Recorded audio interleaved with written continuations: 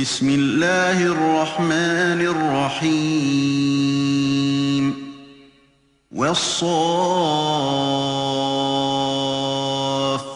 صفا فالزاجرات زجرا فالتاليات ذكرا. Au nom de Dieu, le tout miséricordieux, le très miséricordieux, par ceux qui se placent en rang, qui repoussent le mal avec force et qui récitent la parole en tant que rappel. Inna ilahakum lawahid, Rabbus samawati wal ardi wa ma baynahuma wa Rabbul mashariq. Votre Seigneur est certainement unique, Seigneur des cieux, de la terre et de tout ce qui se trouve entre eux, et Seigneur de chaque point d'où se lève le soleil.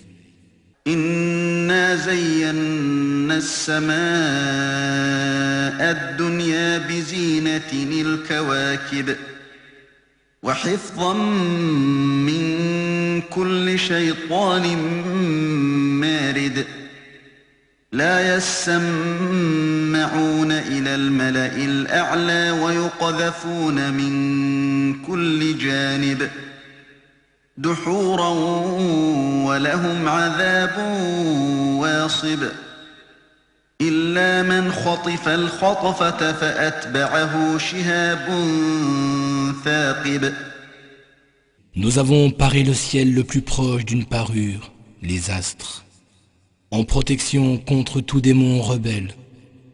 Ainsi les démons ne pourront écouter la sublime corde, ils seront harcelés de tous côtés.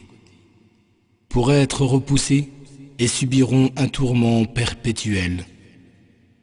À moins que d'aventure, l'un d'eux ne subtilise, alors le suivra une flamme perçante. فاستفتهم أهم أشد خلقا أم من خلقنا إنا خلقناهم من طين لازب بل عجبت ويسخرون وإذا ذكروا لا يذكرون وإذا رأوا آية يستسخرون. Alors demande-leur s'ils ont été plus difficiles à créer que tous les autres êtres que nous avons créés, car nous les avons créés eux d'argile collante. Mais tandis que tu t'étonnes, eux se moquent. Et quand on les avertit, ils ne prêtent guère attention. Et quand ils voient un signe, ils cherchent à le ridiculiser. وقالوا إن هذا إلا سحر مبين أإذا متنا وكنا ترابا وعظاما أإنا لمبعوثون أوآباؤنا الأولون قل نعم وأنتم داخرون فإنما هي زجرة واحدة فإذا هم ينظرون وقالوا يا ويلنا هذا يوم الدين هذا يوم الفصل الذي كنتم به تكذبون. Et disent, ce n'est là que magie manifeste. Lorsque nous serons morts et réduits à l'état de poussière et d'ossements, serons-nous vraiment ressuscités? Et nos ancêtres aussi? Dis, ô Mohammed, oui en vérité, et vous le saurez malgré vous. Il n'y aura qu'un seul cri, et voilà qu'ils regarderont, et diront, malheur à nous, voilà le jour du jugement. Oui, voilà le jour du discernement que vous traitiez de mensonge. احشروا الذين ظلموا وأزواجهم وما كانوا يعبدون من دون الله فاهدوهم إلى صراط الجحيم. وقفوهم إنهم مسئولون ما لكم لا تناصرون بل هم اليوم مستسلمون وأقبل بعضهم على بعض يتساءلون قالوا إنكم كنتم تأتوننا عن اليمين قالوا بل لم تكونوا مؤمنين وما كان لنا عليكم من سلطان بل كنتم قوما طاغين فحق علينا قول ربنا إنا لذائقون فأغويناكم إنا كنا غاوين. Il sera dit aux anges, rassemblez ceux qui étaient injustes, de même que leurs épouses, et ceux qu'ils adoraient en dehors de Dieu. Puis conduisez-les au chemin menant à l'enfer. Mais retenez-les avant, car ils doivent être interrogés. Et on leur demandera, pourquoi ne vous portez-vous pas secours les uns les autres? Mais ce jour-là, ils se soumettront totalement. Et ils s'approcheront les uns des autres et s'interrogeront mutuellement. Ceux qui auront été les plus faibles diront, c'est vous qui nous forciez à ne pas croire, nous jurons que vous disiez la vérité. Les autres répondront, non, vous étiez vous-même des mécréants. Nous n'avions aucun pouvoir sur vous, vous étiez vraiment un peuple rebelle. La parole de notre Seigneur s'est donc réalisée contre nous, et nous voici sur le point de goûter au châtiment. Oui, nous vous avons égarés, étant égarés nous-mêmes. فإنهم يومئذ في العذاب مشتركون إنا كذلك نفعل بالمجرمين إنهم كانوا إذا قيل لهم لا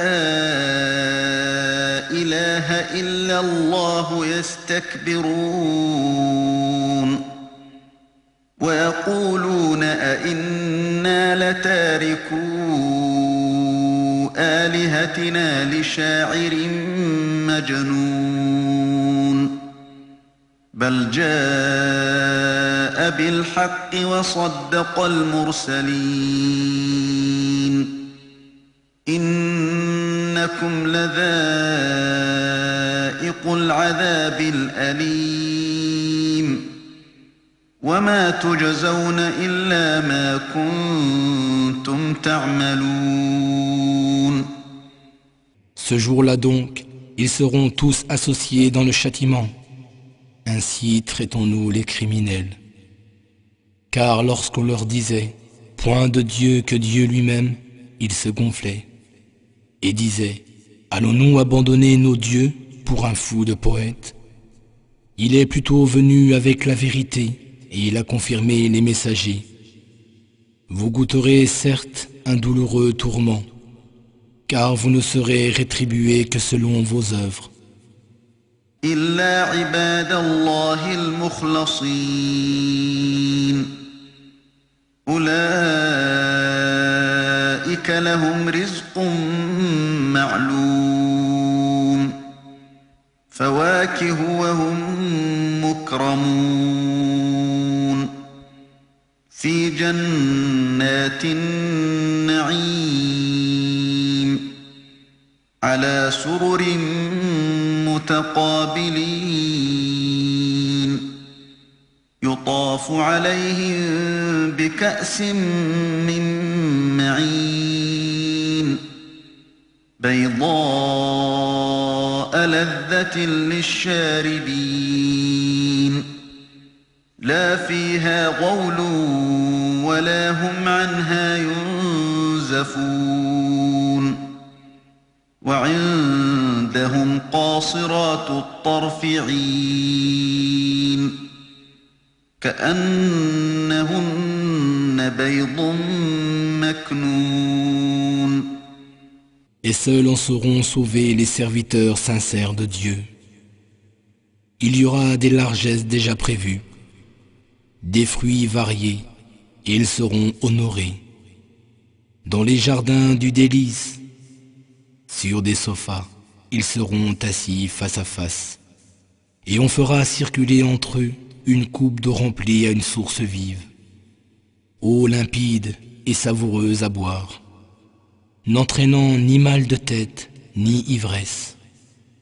Et il y aura auprès d'eux des compagnes aux grands yeux et au regard chaste, et au teint d'opale immaculé. فأقبل بعضهم على بعض يتساءلون قال قائل منهم إني كان لي قرين يقول أئنك لمن المصدقين أإذا متنا وكنا ترابا وعظاما أإنا لمدينون قال هل أنتم مطلعون فاطلع فرآه في سواء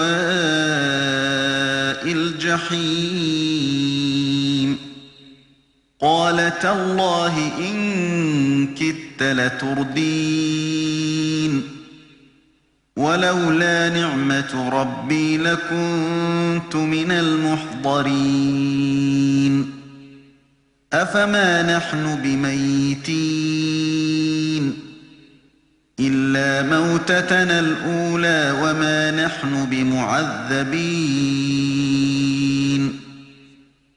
Puis ils s'approcheront les uns des autres et s'interrogeront mutuellement. L'un d'eux dira « J'avais un compagnon » qui me disait « Es-tu vraiment de ceux qui croient au message ? Quand nous serons morts et réduits à l'état de poussière et d'ossements, aurons-nous vraiment à rendre des comptes ?» Puis il proposera « Regardons en bas ». Alors il regardera et verra son compagnon dans les profondeurs de l'enfer. Il lui dira « Par Dieu, tu as bien failli causer ma perte. Et n'eût été de la grâce de mon Seigneur, j'aurais moi aussi été de ceux qu'on traîne jusqu'au supplice. Est-ce possible ? Plus jamais nous ne mourrons. Et plus jamais nous ne serons suppliciés. إن هذا لهو الفوز العظيم لمثل هذا فليعمل العاملون. C'est cela certes le triomphe suprême. C'est pour pareil succès que doivent œuvrer ceux qui œuvrent. أذلك خير نزلا أم شجرة الزقوم إنا جعلناها فتنة للظالمين إنها شجرة تخرج في أصل الجحيم طلعها كأنه رؤوس الشياطين فإنهم لآكلون منها فمالئون منها البطون ثم إن لهم عليها لشوبا من حميم ثم إن مرجعهم لإلى الجحيم إنهم ألفوا آباءهم ضالين فهم على آثارهم يهرعون ولقد ضل قبلهم أكثر الأولين. Un tel accueil vaut-il mieux, ou alors l'arbre de Zakoum ? Nous l'avons certes destiné comme épreuve pour les injustes. C'est un arbre qui prend racine au fond de l'enfer. Ses fruits ressemblent à des têtes de diable. Ils devront certainement en manger et s'en remplir le ventre. Et par-dessus, ils seront abreuvés d'une mixture bouillante. Puis ils retourneront au brasier. C'est qu'ils avaient trouvé leurs ancêtres dans l'égarement. Les voilà courant leurs traces.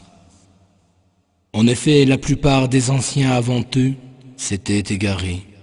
وَلَقَدْ أَرْسَلْنَا فِيهِم مُنذِرِينَ فَانظُرْ كَيْفَ كَانَ عَاقِبَةُ الْمُنذَرِينَ إِلَّا عِبَادَ اللَّهِ الْمُخْلَصِينَ. Nous avions bien envoyé parmi eux des avertisseurs pour les avertir. Regarde donc ce qu'il est advenu de ceux qui avaient été avertis, à l'exception des serviteurs de Dieu, sincères et dévoués. وَلَقَدْ نَادَانَا نُوحٌ فَلَنِعْمَ الْمُجِيبُونَ وَنَجَّيْنَاهُ وَأَهْلَهُ مِنَ الْكَرْبِ الْعَظِيمِ وَجَعَلْنَا ذُرِّيَّتَهُ هُمُ الْبَاقِينَ وَتَرَكْنَا عَلَيْهِ فِي الْآخِرِينَ سلام على نوح في العالمين إنا كذلك نجزي المحسنين إنه من عبادنا المؤمنين ثم أغرقنا الآخرين. Noé jadis nous appela. Quel bon répondeur nous sommes. Nous les sauvâmes, lui et sa famille, de la grande détresse, et nous fîmes de ses descendants les seuls survivants. Et parmi les générations suivantes, nous avons perpétué son souvenir. Paix sur Noé parmi les habitants de l'univers. Ainsi récompensons-nous les bienfaisants. Il était certes du nombre de nos serviteurs croyants. Ensuite, nous noyâmes les autres. وَإِنَّ مِن شِيعَتِهِ لَإِبْرَاهِيمَ إِذْ جَاءَ رَبَّهُ بِقَلْبٍ سَلِيمٍ إِذْ قَالَ لِأَبِيهِ وَقَوْمِهِ مَاذَا تَعْبُدُونَ أَئِفْكًا آلِهَةً دُونَ اللَّهِ تُرِيدُونَ فَمَا ظَنُّكُم بِرَبِّ الْعَالَمِينَ فَنَظَرَ نَظْرَةً فِي النُّجُومِ فَقَالَ إِنِّي سَقِيمٌ فَتَوَلَّوْا عَنْهُ مُدْبِرِينَ. Abraham fut certes de ceux qui suivirent sa voie, quand il s'adressa à son Seigneur avec un cœur pur. Quand il dit à son père et à son peuple, qu'adorez-vous donc? Est-ce que ce sont de fausses divinités en dehors de Dieu que vous voulez adorer? Que pensez-vous alors du Seigneur des mondes? Puis il jeta un regard sur les étoiles et dit, je suis malade. Les autres lui tournèrent le dos et s'en allèrent. فراغ إلى آلهتهم فقال ألا تأكلون ما لكم لا تنطقون فراغ عليهم ضربا باليمين فأقبلوا إليه يزفون قال أتعبدون ما تنحتون والله خلقكم وما تعملون قالوا بنوا له بنيانا فألقوه في الجحيم فأرادوا به كيدا فجعلناهم الأسفلين. Il se tourna alors vers leur divinité et dit à celle-ci, que ne mangez-vous pas? Qu'avez-vous à ne pas parler? Il se rua sur les statues et les frappa de sa main droite. Alors les gens vinrent à lui en courant. Il leur dit, adorez-vous ce que vous sculptez vous-même, alors que Dieu vous a créé, vous et ce que vous fabriquez? Ils dirent, qu'on lui dresse un bûcher et qu'on le lance dans la braise ardente. Ils voulurent lui tendre un piège, mais nous les humiliâmes. وقال إني ذاهب إلى ربي سيهدين رب هب لي من الصالحين فبشرناه بغلام حليم فلما بلغ معه السعي قال يا بني إني أرى في المنام أني أذبحك فانظر ماذا ترى قال يا أبت افعل ما تؤمر ستجدني إن شاء الله من الصابرين فلما أسلما وتله للجبين وناديناه أن يا إبراهيم قد صدقت الرؤيا إنا كذلك نجزي المحسنين. Je vais aller auprès de mon Seigneur, dit Abraham, et il me guidera. Seigneur, accorde-moi un fils vertueux. Nous lui annonçâmes donc la bonne nouvelle de la naissance d'un fils, patient et indulgent. Lorsque son fils fut en âge de l'accompagner, Abraham dit, « Mon cher fils, je me suis vu en songe en train de te sacrifier. Vois un peu ce que tu en penses. » Son fils dit, « Mon cher père, fais ce qui t'est commandé, et si Dieu le veut, tu me trouveras du nombre de ceux qui sont patients. » Quand tous deux se furent soumis à Dieu, et qu'Abraham eut jeté son fils front contre terre, voilà que nous l'appelâmes, ô Abraham, tu as réalisé ce que tu avais vu en songe, c'est ainsi que nous récompensons les bienfaisants. إن هذا لهو البلاء المبين وفديناه بذبح عظيم وتركنا عليه في الآخرين سلام على إبراهيم كذلك نجزي المحسنين إنه من عبادنا المؤمنين وبشرناه بإسحاق نبيا من الصالحين وباركنا عليه وعلى إسحاق ومن ذريتهما محسن وظالم لنفسه مبين. Ce fut vraiment une rude épreuve, et nous rachetâmes l'enfant par une offrande considérable. Et parmi les générations suivantes, nous avons perpétué son souvenir. Paix sur Abraham. Ainsi récompensons-nous les bienfaisants. Il était certes du nombre de nos serviteurs croyants. Nous lui annonçâmes aussi la bonne nouvelle de la naissance d'Isaac, comme prophète d'entre les gens vertueux.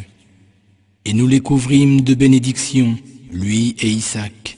Et parmi leurs descendants, certains sont bienfaisants, tandis que d'autres sont injustes envers eux-mêmes. وَلَقَدْ مَنَنَّا عَلَى مُوسَى وَهَارُونَ ونجيناهما وقومهما من الكرب العظيم ونصرناهم فكانوا هم الغالبين وآتيناهما الكتاب المستبين وهديناهما الصراط المستقيم وتركنا عليهما في الآخرين سلام على موسى وهارون إنا كذلك نجزي المحسنين إنهما من عبادنا المؤمنين. Nous avons certainement favorisé Moïse et Aaron, et nous les avons sauvés, ainsi que leur peuple, de l'énorme angoisse. Nous les avons secourus et en avons fait des vainqueurs. Nous leur avons donné le livre explicite et les avons guidés sur le droit chemin. Et parmi les générations suivantes, nous avons perpétué leurs souvenirs. Paix sur Moïse et Aaron. Ainsi récompensons-nous les bienfaisants. Ils étaient certes du nombre de nos serviteurs croyants. وَإِنَّ إِلْيَاسَ لَمِنَ الْمُرْسَلِينَ إِذْ قَالَ لِقَوْمِهِ أَلَا تَتَّقُونَ أَتَدْعُونَ بَعْلًا وَتَذَرُونَ أَحْسَنَ الْخَالِقِينَ اللَّهَ رَبَّكُمْ وَرَبَّ آبَائِكُمُ الْأَوَّلِينَ فَكَذَّبُوهُ فَإِنَّهُمْ لَمُحْضَرُونَ إِلَّا عِبَادَ اللَّهِ الْمُخْلَصِينَ وَتَرَكْنَا عَلَيْهِ فِي الْآخِرِينَ سلام على الياسين إنا كذلك نجزي المحسنين إنه من عبادنا المؤمنين. Élie fait certes partie des messagers. Quand il dit à son peuple, ne craindrez-vous pas Dieu? Invoquerez-vous Baal et délaisserez-vous le meilleur des créateurs? Dieu, votre Seigneur, est le Seigneur de vos ancêtres. Ils le rejetèrent. Alors ils seront certainement traînés jusqu'au supplice, à l'exception des serviteurs de Dieu, sincères et dévoués. Et parmi les générations suivantes, nous avons perpétué son souvenir. Paix sur Elias. Ainsi récompensons-nous les bienfaisants. Il était certes du nombre de nos serviteurs croyants. وَإِنَّ لُوطًا لَمِنَ الْمُرْسَلِينَ إِذْ نَجَّيْنَاهُ وَأَهْلَهُ أَجْمَعِينَ إِلَّا عَجُوزًا فِي الْغَابِرِينَ ثُمَّ دَمَّرْنَا الْآخَرِينَ وَإِنَّكُمْ لَتَمُرُّونَ عَلَيْهِمْ مُصْبِحِينَ وَبِاللَّيْلِ أَفَلَا تَعْقِلُونَ. Et Lot était certes du nombre des messagers. Nous les sauvâmes, lui et sa famille tout entière, sauf une vieille femme qui fut parmi ceux qui restèrent en arrière. Et nous détruisîmes tous les autres. Vous passez près de leur ruine le matin, de même que le soir. Ne raisonnez-vous donc pas? وَإِنَّ يُونُسَ لَمِنَ الْمُرْسَلِينَ إِذْ أَبَقَ إِلَى الْفُلْكِ الْمَشْحُونِ فَسَاهَمَ فَكَانَ مِنَ الْمُدْحَضِينَ فَالْتَقَمَهُ الْحُوتُ وَهُوَ مُلِيمٌ فلولا أنه كان من المسبحين للبث في بطنه إلى يوم يبعثون. Et Jonas était certes du nombre des messagers. Il s'enfuit sur un vaisseau surchargé. Il prit part au tirage au sort qui le désigna pour être jeté à la mer. Le poisson l'avala alors qu'il était blâmable. S'il n'avait pas été de ceux qui glorifient Dieu, il serait resté dans le ventre du poisson jusqu'au jour où on l'aurait ressuscité. فنبذناه بالعراء وهو سقيم وأنبتنا عليه شجرة من يقطين وأرسلناه إلى 100,000 أو يزيدون فآمنوا فمتعناهم إلى حين. Alors nous le fîmes rejeter sur un rivage désert, chancelant et mal en point. Et nous fîmes pousser au-dessus de lui un plant de courge. Puis nous l'envoyâmes comme prophète vers 100,000 hommes ou plus. Ils crurent en lui, alors pour un temps nous les fîmes jouir d'un sort paisible. فاستفتهم ألربك البنات ولهم البنون أم خلقنا الملائكة إناثا وهم شاهدون ألا إنهم من إفكهم ليقولون ولد الله وإنهم لكاذبون أصطفى البنات على البنين ما لكم كيف تحكمون أفلا تذكرون أم لكم سلطان مبين فأتوا بكتابكم إن كنتم صادقين. Interroge-les. Ton Seigneur n'aurait-il que des filles tandis qu'eux-mêmes n'auraient que des fils? Ou bien avons-nous créé des anges de sexe féminin sous leurs propres yeux? Certes, ils ne font que proférer un mensonge quand ils disent « Dieu a engendré », ce ne sont que des menteurs. Il choisit les filles de préférence aux garçons. Qu'avez-vous donc à juger ainsi? Est-ce que vous ne vous souvenez pas? Ou bien avez-vous un argument évident faisant autorité? Apportez donc votre écriture si vous êtes véridique.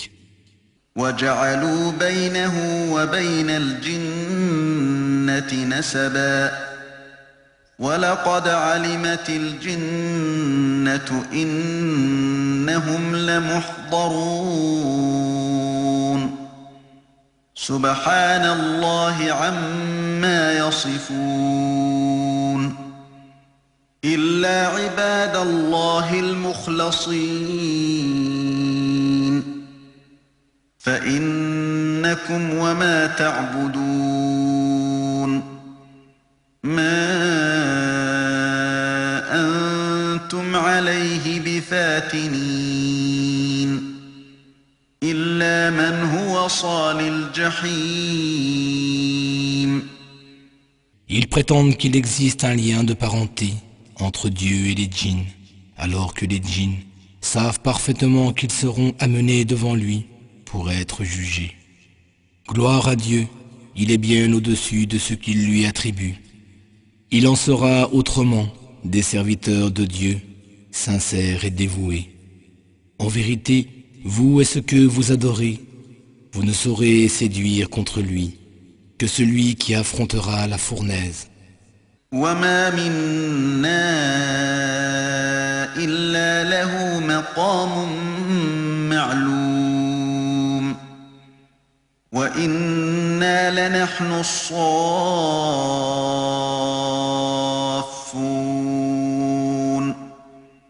وإن وإنا لنحن المسبحون.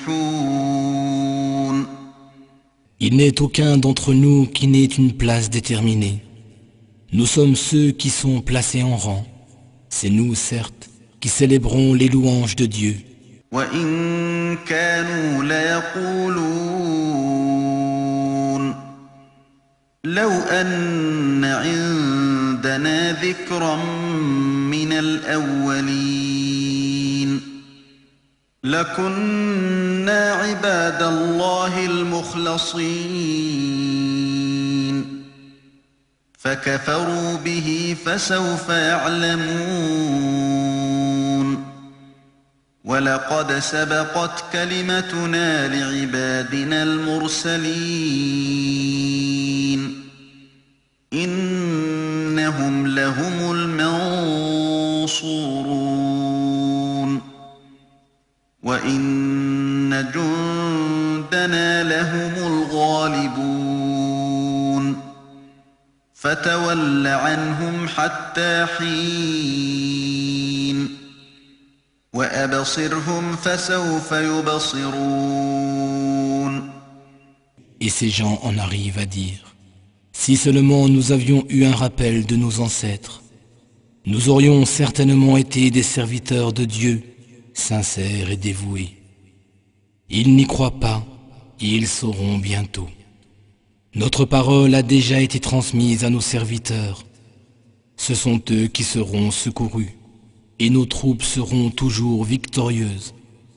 Alors éloigne-toi d'eux pour un temps, et observe-les. Bientôt ils verront.